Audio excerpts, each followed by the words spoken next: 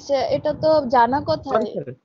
আর ব্যক্তিগত হচ্ছে মানে যেখানে ধারণ করে ওইখানে তার জীবন শুরু করে।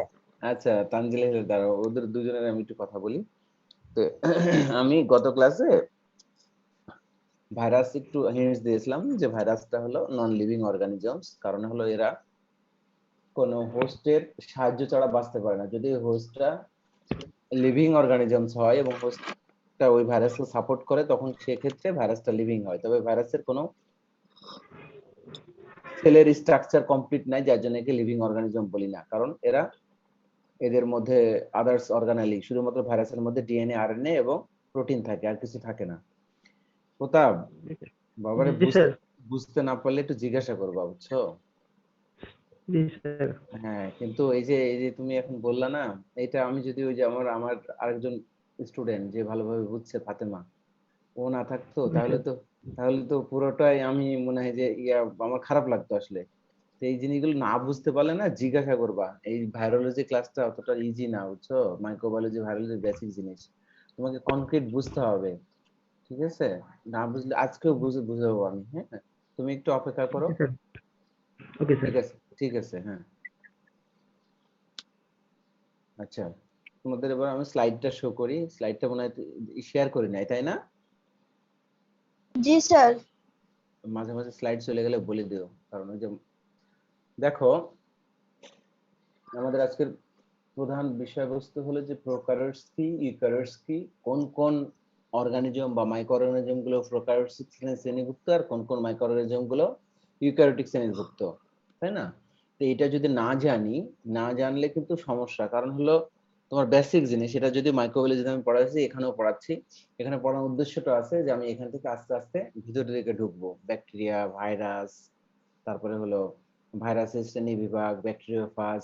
তো এটা যদি আমি না জানি বেসিকটা, তাহলে আমি তো ভিতরের জিনিসগুলো জানতে পারবো না, ঠিক না? ঠিক কি না বলো? তানজিল আলী, ঠিক, ওকে। দেখো আমরা এখানে বলা হয়েছে যে each living organisms fall into one of the two groups. পৃথিবীতে যত ধরনের লিভিং অর্গানিজমস আছে, সেটা হায়ার বা লোয়ার অর্গানিজমস যাই বলো না কেন, আমরা হায়ার আর লোয়ার অর্গানিজম বলে লিভিং অর্গানিজম বলতে কিন্তু ওই যে যেমন মনে করো এই যে ছোট ছোট যে আছে আর কি, বিভিন্ন ধরনের জীবাণু আছে যেগুলো লিভিং, সেগুলো কিন্তু আমরা লয়ার লিভিং অর্গানিজম বলি অ্যানিমেলের মধ্যে। আবার প্ল্যান্টের মধ্যে ছোট ছোট কিছু গাছ আছে যেগুলো, তো এর মধ্যে হায়ার লয়ার লিভিং অর্গানিজমস আছে। তো মানুষ কি বলতো, হায়ার না লয়ার লিভিং অর্গানিজমস, ইউক্যারিওটস না প্রোক্যারিওটস, কে বলতে পারবা? ইউক্যারিওটস এবং হায়ার অর্গানিজমস, তাই না? হায়ার লিভিং অর্গানিজম মানুষ, তাই না? মানুষ তো অবশ্যই হায়ার, কারণ হলো পৃথিবীতে যারা একটু ডোমিনেটিং লিভিং থিংস তাদেরকে আমরা হায়ার, সেটা প্ল্যান্ট হতে পারে, সেটা অ্যানিম্যাল হতে পারে, তাই না? এদেরকে আমরা হায়ার অর্গানিজমস বলি। Each living organisms fall into one of the two groups, eukaryotes and prokaryotes. Cellular structure determines which groups and organisms belong to. তাদের সেলুলার স্ট্রাকচারই আসলে আইডেন্টিফাই করে দেয় যে এটা প্রোক্যারিওটস না ইউক্যারিওটস, তাই না? আচ্ছা, এখন দেখো তোমরা দেখতে পাচ্ছ যে প্রোক্যারিওটস এর ডেফিনেশন। প্রোক্যারিওটস আর ইউনিসেলুলার বা অ্যাসেলুলার বলা হয়, এককোষীয় organisms that lack membrane bound structure, the most noteworthy of which is the nucleus. হ্যাঁ, prokaryote cells tend to be small simple cells measuring around 0.1 to 5 micron in diameter. আচ্ছা, এবার আমি এই জিনিসটা একটু বড় করে দেখি। দেখো প্রোক্যারিওটস এর মধ্যে কি কি আছে এবার দেখতে পাচ্ছ? দেখা যায়? আর একটু বড় হইলে ভালো হয় স্যার। অনেক বড় করা হয়েছে, দেখো এবার দেখো। আচ্ছা আচ্ছা, আগের পিকচারই তো শো করতেছে। ও আগেরটাই শো করতেছে। আচ্ছা, আমি বড়টা শো করতেছি, একটু একটু একটু একটু বড়টা আমি দিচ্ছি। আচ্ছা,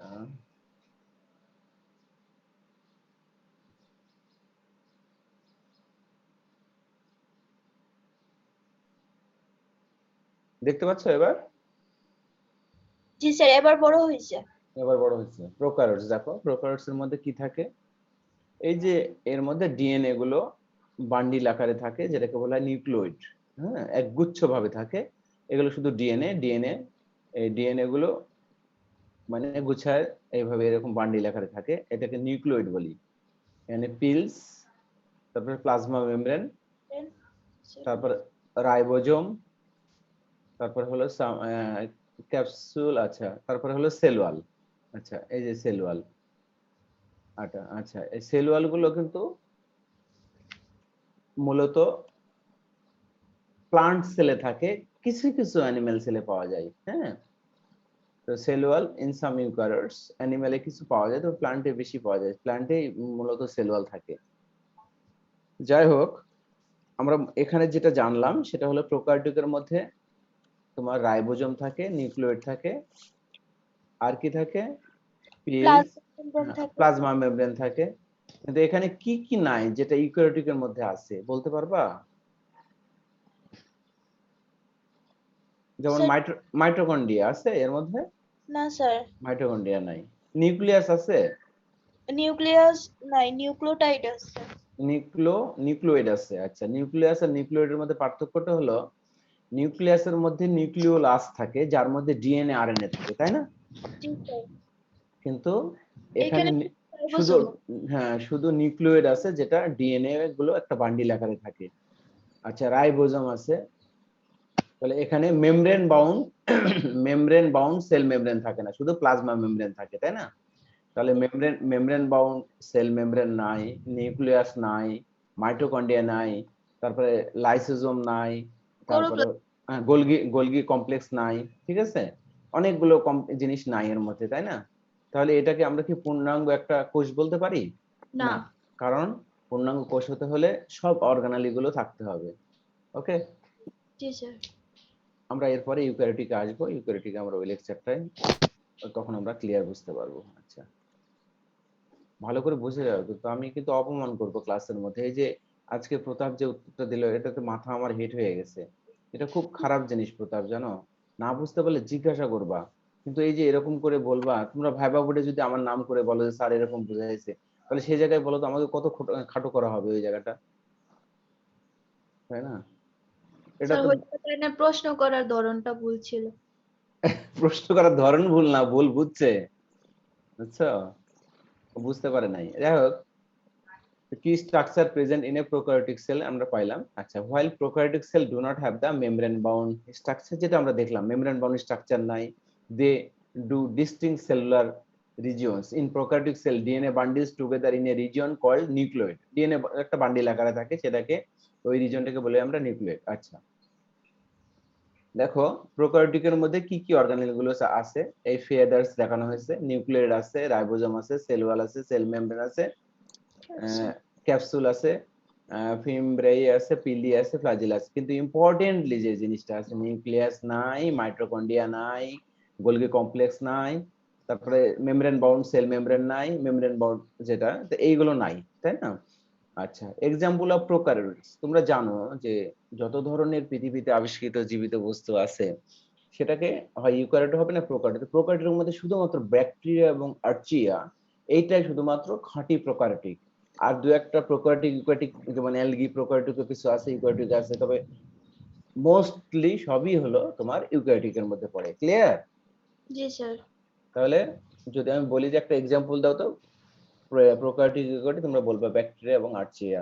তবে আরেকটা মজার জিনিস হলো, ব্যাকটেরিয়া আবিষ্কার হওয়ার কিছুদিন পরে এই ব্যাকটেরিয়ার কাছাকাছি আর্চিয়া নামে আরেক ধরনের মাইক্রো অর্গানিজম আবিষ্কৃত হয়, বুঝছো? তো এটা প্রায় ইয়াগুলো আর কি, এদের ক্যারেক্টারাইজড গুলো প্রায় কাছাকাছি, একটু দু একটা জায়গায় ব্যতিক্রম আছে, যেটা তোমরা মাইক্রোবায়োলজিতে পড়ছো। যদি না পড়ে থাকো, আমার ক্লাস করলে হয়তো নিশ্চয়ই তোমরা জানতে পারছো, আমি জানি না তোমরা পড়ছো কিনা। আচ্ছা, প্রোক্যারিওটিক হ্যাভ মাইটোকন্ড্রিয়া। প্রোক্যারিওটিক কি মাইটোকন্ড্রিয়া আছে? নাই। নাই, no, prokaryotic do not have mitochondria. Mitochondria are only found in eukaryotic cells. This is also true the other membrane bound structure like the nucleus and Golgi complex, এটাও কিন্তু প্রোক্যারিওটিকে নাই, তাই না? জি clear? Sir. ওকে, জি sir. Clear. এই হচ্ছে sir eukaryotic. বলতে বলবেন, আমি একটু ক্লিয়ার। আচ্ছা, হ্যাঁ, যে বাকিরা যে আবার যদি বুঝে থাকে উল্টা তাহলে তো সমস্যা। এই তোমরা বুঝতে পারতেছো? আমি মেইন কিন্তু স্যার জিনিসগুলো আলোচনা করতেছি। জি আর স্যার, জি স্যার। তাহলে প্রোক্যারিওটিকে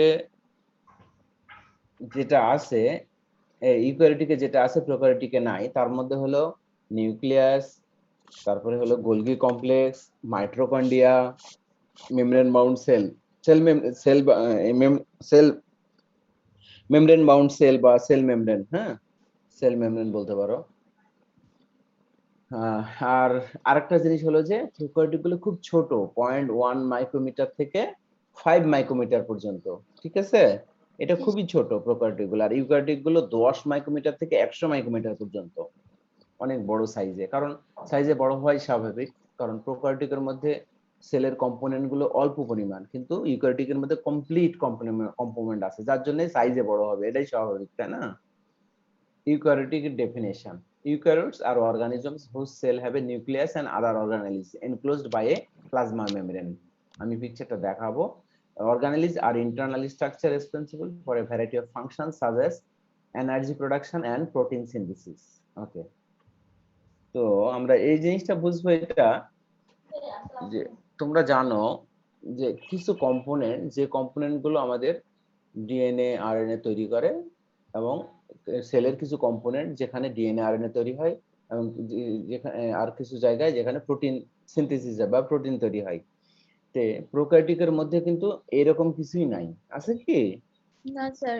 নাই, যে আলাদা হ্যাঁ, আলাদা আলাদা ভাবে কোথায় কি তৈরি হয়, একই সাথে হয় এট এ টাইম, ডিএনএ আরএনএ এবং প্রোটিন একই সাথে, যেহেতু ওদের আলাদা কোনো কম্পোনেন্ট নাই। হ্যাঁ, তো এই জন্য বলা হচ্ছে যে তারপরেও প্রোক্যারিওটিকরা যেহেতু লিভিং অর্গানিজমস, তাহলে ওদের মধ্যে ডিএনএ আরএনএ এবং প্রোটিন থাকবে, এটাই স্বাভাবিক, স্বাভাবিক না? যদি ডিএনএ যদি না থাকে, ডিএনএ আরএনএ প্রোটিন, তাহলে কি কোনো লিভিং অর্গানিজম হবে? হবে না, কারণ ওরা বাঁচবে কি করে? ওদের মেটাবলিজমই তো নাই, ডিএনএ আরএনএ। তো ওই জন্য প্রোক্যারিওটিক গুলো কিন্তু যেহেতু আলাদা নিউক্লিয়াস নাই, আলাদা সাইটোপ্লাজম নাই, তাহলে ডিএনএ আরএনএ তৈরি এবং প্রোটিন তৈরি, এটা দুটো আলাদা আলাদা ভাবে জায়গায় হয় না, একই সাথে হয়, সেম টাইমে। হ্যাঁ, আর যেহেতু ইউক্যারিওটিকে আমাদের নিউক্লিয়াস আছে, সাইটোপ্লাজম আছে, তাহলে ডিএনএ আরএনএ তৈরি হচ্ছে নিউক্লিয়াসে, আর সাইটোপ্লাজম হচ্ছে হলো প্রোটিন। এটা আলাদা আলাদা কম্পার্টমেন্ট, মানে ওয়ান স্টেপ করে আর কি, one step then next step, ঠিক আছে? এইভাবে স্টেপ স্টেপ ওয়াইজ হয়। তো আমি যে জিনিসটা বলতে যাচ্ছি, আমি তোমাকে জিজ্ঞাসা করব তোমাদের। তো এখানে আমি এই পিকচারটা একটু দেখাই, কারণ তোমাদের দেখানোর দরকার আছে। স্যার হ্যাঁ প্লিজ বলো। স্যার ইউক্যারিওটিক ডেফিনেশনটা আবার একটু রিপিট করলে ভালো হতো। ইউক্যারিওটিকের, হ্যাঁ স্যার। ওকে ওকে, ঠিক আছে, ডেফিনেশনটা রিপিট করব। আমি ওই যে এই ছবিতে যাচ্ছিলাম, তো আবার স্লাইডটা শেয়ার করতে হবে। তোমরা বুঝতে না পারলে জিজ্ঞাসা করো, আমি খুব খুশি হব। আচ্ছা, ইউক্যারিওটিকের ডেফিনেশনটা হলো, দেখতে পাচ্ছ, eukaryotes are organisms whose cell have a nucleus and other organelles. অর্থাৎ তুমি এইভাবে বলতে পারো, ইউক্যারিওটস একটা অর্গানিজম যেখানে সেলের কমপ্লিট কম্পোনেন্ট গুলো থাকে, কমপ্লিট কম্পোনেন্ট, যেখানে nucleus, mitochondria, Golgi complex, membrane bound cell membrane, তারপরে হলো তোমার আদার্স সব অর্গানেল গুলো থাকে। তাহলে তুমি বলবা যে eukaryotes are organisms whose cell have complete সেলের কম্পোনেন্টস, সেলস কম্পোনেন্টস, এভাবে বললে খুব ভালো হয়। আচ্ছা, organelles are internal structure responsible, এগুলো তোমার তো পড়া দরকার নাই, জাস্ট এখানে তুমি এইটুকু বলতে পারো যে eukaryotes are organisms whose cell sir have, eukaryotic তাহলে স্যার পরিপূর্ণ বলা যায় আর কি। এক্স্যাক্টলি, পরিপূর্ণই তো, পরিপূর্ণ তো অবশ্যই, কারণ সবকিছু আছে, সবকিছু আছে।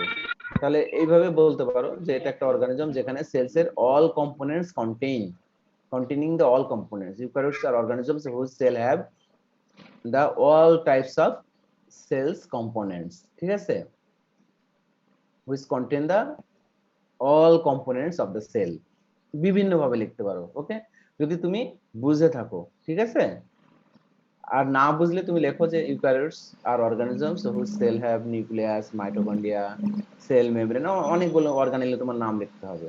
এভাবে না লিখে তুমি বলবে যে all types of cell components, সেলের সব কম্পোনেন্ট গুলো এর মধ্যে থাকে, অথবা complete structure of cell, eukaryotes are organisms whose content the complete structure of cell. Clear? বলো আর কিছু জি বলবা? স্যার। বলো। তাহলে আমি এবার একটু ছবিটা দেখাই, হ্যাঁ একটু ছবিটা দেখাই। এটা আচ্ছা, এবার আমি এই ছবিটা একটু শেয়ার করব বড় করে যাতে তোমরা দেখতে পারো। হ্যালো। দেখো, তোমরা যে প্রোক্যারিওটিক দেখেছিলা সেটা চাইতে এটা বড় না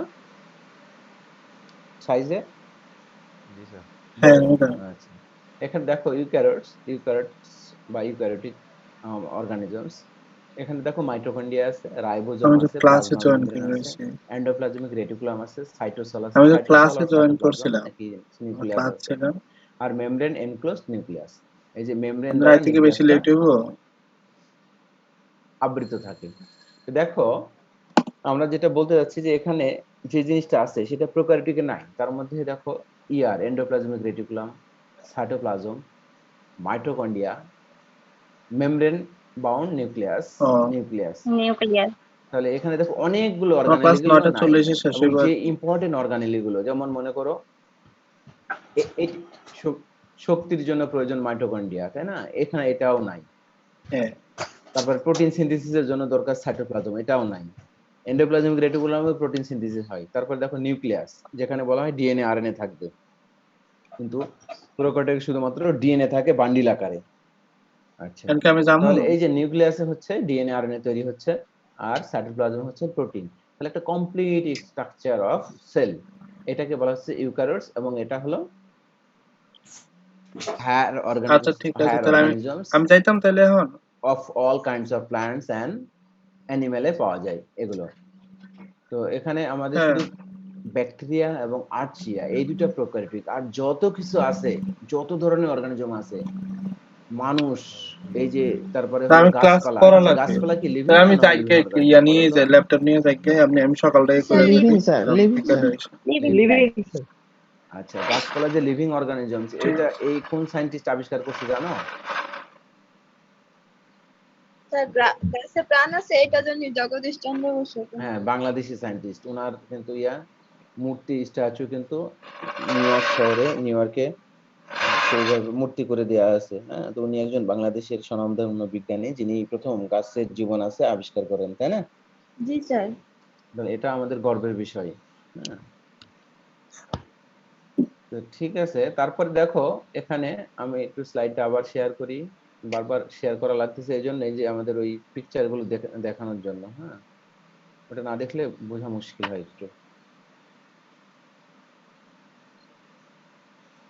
আচ্ছা, এখানে ইউক্যারিওটস দেখতে পাচ্ছি। Eukaryote cell are large 10 to 100 micron, আর প্রোক্যারিওট সেল হলো 0.1 to 5 মাইক্রন, তাই না? And complex. আচ্ছা, এটা কমপ্লেক্স কেন বলতেছে? তোমরা জানো যে এই সেলগুলোর মধ্যে, ইউক্যারিওটিক সেলগুলোর মধ্যে সব ধরনের কম্পোনেন্ট থাকে। তো বেশি কম্পোনেন্ট থাকলে ওর ফাংশন গুলো তো একটু বেশি পরিমাণে হবে, তাই না?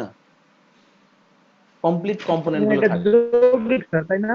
হ্যাঁ, একটু একটু জটিল বলতে কমপ্লেক্স, কারণ হলো এখানে অনেক ধরনের কম্পোনেন্ট থাকে, সেলের কমপ্লিট স্ট্রাকচার থাকে। while most of the eukaryotes are multicellular organisms, multicellular বলতে যেটা তোমরা বলা হয় যে ইউনিসেলুলার আর মাল্টিসেলুলার। মাল্টিসেলুলার বলতে অনেকগুলো সেলের ফ্র্যাকশন থাকে, তাই না? অনেক সেল থাকে, সেলের বিভিন্ন কম্পোনেন্ট থাকে, এই জন্য মাল্টিসেলুলার। ইউনিসেলুলার বলতে এক কোষী, অর্থাৎ এখানে কিছু কোষের সংখ্যা কম আছে। হ্যাঁ, অর্থাৎ এটা প্রথমের দিকের আদি কোষ, যেটাকে বলছিল হীরা। আদি কোষ বলতে প্রথমে আবিষ্কৃত যে কোষ, তারপরে আস্তে আস্তে ওখান থেকেই কিন্তু বহুকোষী। বহুকোষীয় জিনিসগুলো আবিষ্কার হয়েছে, যেটা ওই এক কোষ থেকে একটু আলাদা, তাই না? জি স্যার। আচ্ছা, there are some single cell eukaryotes. Single cell eukaryotes কিছু আছে, যেমন অ্যালগি বলি। তো এগুলোকে আবার অনেক সময় প্রোক্যারিওটস বলে। তো আমরা কনফিউশনে না গিয়ে আমরা দুইটা জিনিস জানি, যে ব্যাকটেরিয়া এবং আর্চিয়া বাদ দিয়ে আর যা যা মাইক্রো অর্গানিজমস আছে, আর যা যা অর্গানিজমস, সবই হলো ইউক্যারিওটস এর মধ্যে পড়ে। ঠিক আছে? তো ইউক্যারিওটস এ দেখো ফিয়ারাস, মানে ইউক্যারিওটস এর গঠনের জন্য কি কি কম্পোনেন্ট থাকে? নিউক্লিয়াস যেটাকে বললাম, ডিএনএ আরএনএ গুলো থাকে, প্লাজমা মেমব্রেন, সেল ওয়াল, হ্যাঁ cell wall, ribosome, mitochondria, cytoplasm, cytosol. হ্যাঁ, endoplasmic reticulum, vesicle vacuoles, complete structure থাকে। আচ্ছা, other common organelle found in many but not all eukaryotes include the Golgi apparatus, chloroplast and lysosomes, এগুলোও থাকে, লাইসোজোমও থাকে ইউক্যারিওটসের মধ্যে, কিন্তু প্রোক্যারিওটসের মধ্যে থাকে না। আচ্ছা, এক্সাম্পল অফ ইউক্যারিওটস, তো আমরা এতক্ষণ এক্সাম্পল দিলাম হলো প্রোক্যারিওটিকের ব্যাকটেরিয়া এবং আর্চিয়া, এই দুটো মাইক্রো অর্গানিজমস, তাই না? এই দুটো অর্গানিজমস। আমাদের এক্সাম্পল অফ ইউক্যারিওটস কি হবে? Animal, plants, fungi, algae and protozoas are all eukaryotes. তাহলে তো আমরা সবই, মানে এই ব্যাকটেরিয়া আর্চিয়া বাদ দিয়ে যা যা আছে সবই হলো ইউক্যারিওটস এর মধ্যে পড়ে, ঠিক আছে? আচ্ছা, এবার আমি আসি, তাহলে তোমরা কি ক্লিয়ার বুঝতে পারছো কোনটা প্রোক্যারিওট কোনটা ইউক্যারিওট? স্যার। জি স্যার। এক্সাম্পলও বুঝতে পারছো? জি স্যার। ওকে, তো এইবার আসি আমি প্রতাপের কোশ্চেন ধরে, যে প্রতাপকে এইটুকু বোঝানো হয়েছিল যে virus are not cell at all, so they are neither prokaryote nor eukaryote. আমি এটুকু পড়ে যাই, তারপরে আমি তোমাদের একটু বোঝাই। Virus contains DNA but not mass cells. They lack the other parts shared by all cells, including a plasma membrane, cytoplasm, and ribosomes. এগুলো কিছুই থাকে না ভাইরাসের মধ্যে। A living things not only have cells, they also capable of reproduction. Virus cannot reproduce by themselves. Instead, they infect living host and use the host cell to make copies of their own DNA. Virus also do not have their own metabolisms or maintain homeostasis. For these reasons, most scientists do not consider virus to be living things. Actually, ভাইরাসের মধ্যে কি থাকে জানো? আমরা virus চ্যাপ্টারটা এখনই আমি তোমাদের একটু দেখাবো দেই, নাকি দেখাবো না, আমি একটু মুখেই বলি, আমরা অন্য জায়গায় নাও যাইতে চাই, আমরা আরো সুন্দর করে আরো ভালোভাবে বুঝবো। তো এখানে যেটা আমি বলতে যাচ্ছি যে ভাইরাস একটা আসলে সেল না। তারপরে ওটা একটু দেখাই, সুবিধা হবে। ভাইরাস না,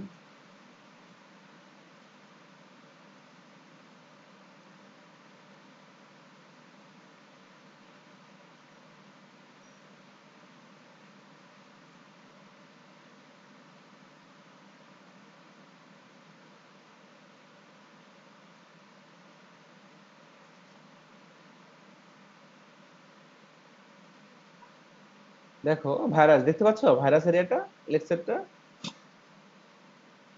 দেখতে জি পাচ্ছ? Sir. Okay, G sir.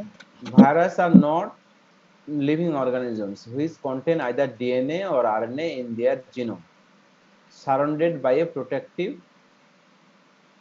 virus coded protein called capsid. Virus contain a piece of genetic material such as DNA or RNA, but not both, surrounded by a protein shell called capsid. আচ্ছা, এই virus মনে করো আমি একটা প্রোক্যারিওটিকের মতো একটা structure দিলাম, তো ওর মধ্যে ডিএনএ আর আরএনএ গুলো থাকে, ঠিক আছে? আর থাকে ওই ডিএনএ আরএনএ কে চারিদিক দিয়ে আবৃত করে রাখে, সেটাকে বলা হচ্ছে একটা প্রোটিন, এই প্রোটিনটাকে ক্যাপসিড বলা হয়। এর ছাড়া আর ভাইরাসের মধ্যে কিচ্ছু থাকে না। প্রোক্যারিওটিকের যে স্ট্রাকচার দেখছো ওরকমই ধরনের। আমি যদি একটাকে ভাইরাস মনে করি, ওর মধ্যে শুধু ডিএনএ আরএনএ আছে, আর ওই সারাউন্ডিং এরিয়া মানে বাইরের সাইডে ওই ডিএনএ আরএনএ কে আবৃত করে থাকে একটা প্রোটিন, সেটাকে বলা হয় ক্যাপসিড। এছাড়া আর কিচ্ছু নাই। এখন একটা কোশ্চেন, সেটা হলো যে ভাইরাসের মধ্যে স্যার ডিএনএ আরএনএ দুটাই থাকে? তা না, হয় ডিএনএ থাকবে না হলে আরএনএ থাকবে, আর হয় আরএনএ দুইটার যে কোনো একটা থাকবে, ডিএনএ ভাইরাস হবে না হলে আরএনএ ভাইরাস হবে, দুটা ভাইরাস একসাথে হতে পারে না।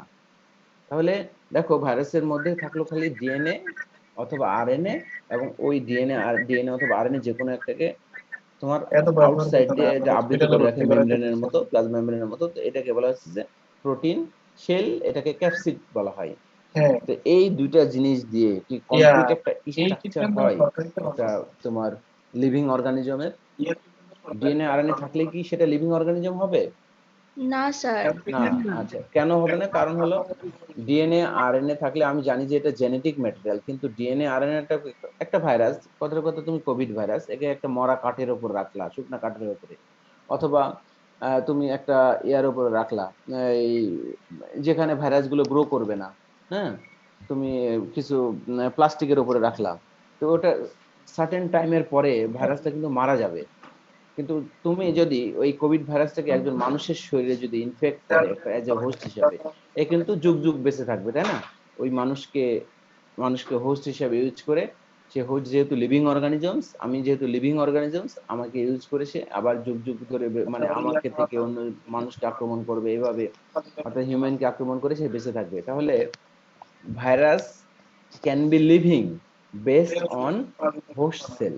Virus is a non-living organism because it have not the complete structure of the cell. It can be living based on host cell. Host এর উপরে নির্ভর করে কিন্তু এ বেঁচে থাকে। So according to the accumulation of the evidence of most of the scientists, virus are not be allowed to be living organisms because it have no the complete structure of the cell. It cannot alive without any host cell.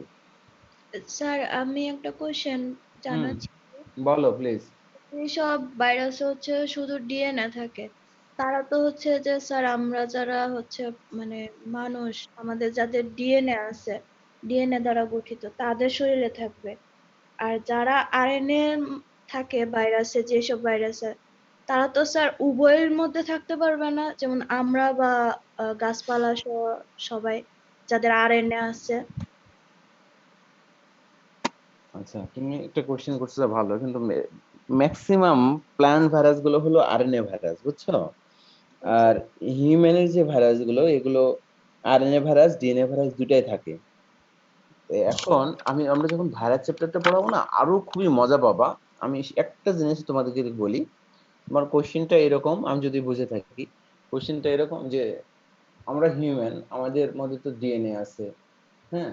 তো সেই DNA virus গুলো, virus যে virus হয়তো DNA বা RNA যে ভাইরাসই আমাদের এখানে আক্রমণ করলো, সেই ভাইরাসগুলো কিভাবে তারা অ্যাডাপ্ট করে বা তারা কিভাবে এই ভাইরাসগুলোর কপি করে, এটাই তো নাকি? স্যার আমার কথা হচ্ছে যে মানে ভাইরাস যেটার মধ্যে আরএনএ আছে, মানে ডিএনএ আছে আর কি, আর যেটা ডিএনএ আছে ওইটা তো স্যার শুধু প্রাণীকুলে, মানে যাদের আমরা ডিএনএ দিয়ে শরীর গঠিত, কোষ গঠিত, তাদের শরীরে থাকবে। আর যেগুলোর মধ্যে আরএনএ আছে স্যার, এগুলা কি মানে শুধু গাছপালার মধ্যে থাকবে নাকি মানুষ সহ গাছপালার মধ্যে থাকবে? আচ্ছা, এখন তোমাকে বলি, সেটা হলো যে ডিএনএ আরএনএ যে ভাইরাসই হোক না কেন, সেই ক্ষেত্রে যেটা হয়, যে ভাইরাসই হোক, এখন তোমার কোভিড-19 এটা হলো আমার সিঙ্গেল স্ট্র্যান্ডের আরএনএ ভাইরাস।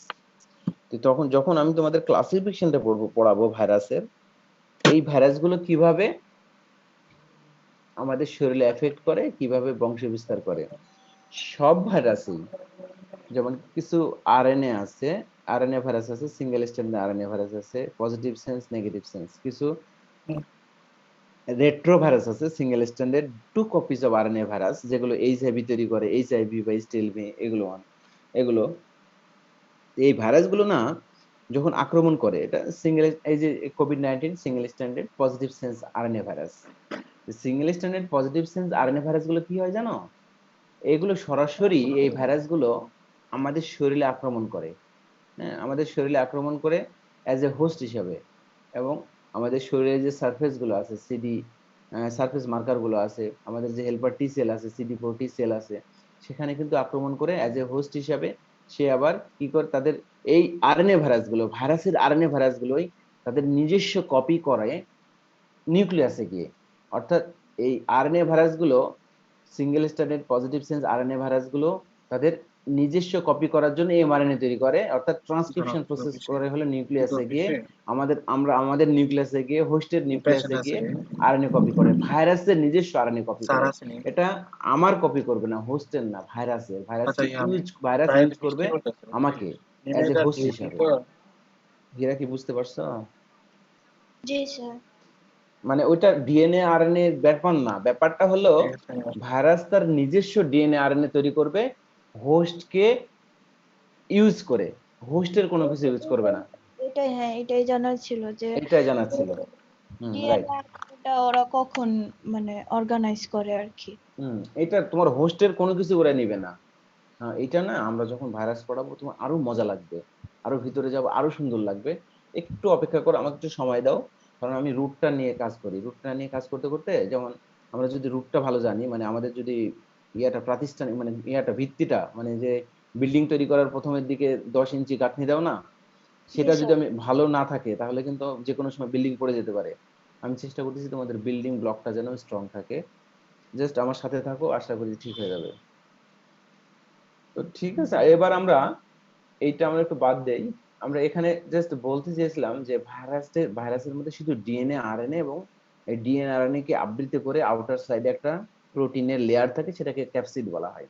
আর কোনো কিছু থাকে না, নিউক্লিয়াস থাকে না, মাইটোকন্ড্রিয়া থাকে না, সাইটোসোল থাকে না, এইগুলো থাকে না। কিন্তু তারপরে এরা লিভিং অর্গানিজম হিসেবে কিভাবে কাজ করে, ওই যে আমি হোস্ট, আমার সাইটোসোল ইউজ করে, আমার নিউক্লিয়াস ইউজ করে, কিন্তু এই যে কপিটা করতেছে, কপি কিন্তু ভাইরাসের কপি করবে। আরএনএ ভাইরাস হলে আরএনএ কপিটা হবে হলো ভাইরাসের, ডিএনএ ভাইরাস হলে ডিএনএ কপিটা হবে হলো ভাইরাসের কপি। ট্রান্সক্রিপশনটা করে হলো হোস্টের ওই সেলের অর্গানেলগুলোর মধ্যে গিয়ে। ভাইরাসের নিজস্ব ডিএনএ আরএনএ কপি করে, হোস্টের কোনো কপি করে না। ক্লিয়ার? আচ্ছা, এবার আমি যেটা বোঝাতে যাচ্ছি, দেখো virus are not cell at all. কারণ সেল বলতে পারবো না, কারণ সেল বলতে হলে এর মধ্যে নিউক্লিয়াস থাকতে হবে, সাইটোপ্লাজম থাকতে হবে, মাইটোকন্ড্রিয়া থাকতে হবে। So they are neither prokaryotic or nor eukaryotic.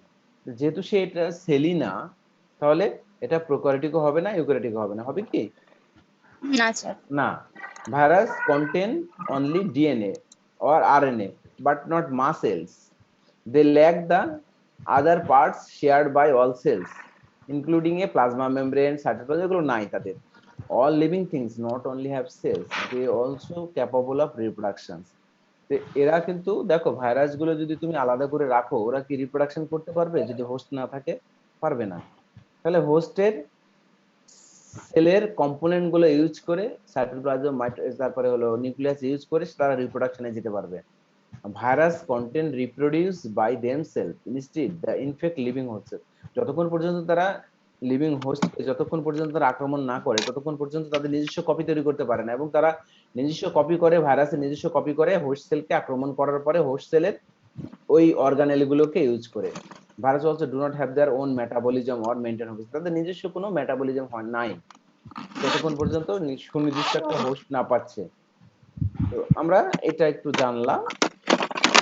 তারপরে এবার দেখো, আমরা এখানে বিভিন্ন মার্ক করে দেওয়া আছে নোটের মধ্যে, তোমরা স্যার শেয়ার হয় না। ও মাই গড, আচ্ছা একটু বলো। হ্যাঁ,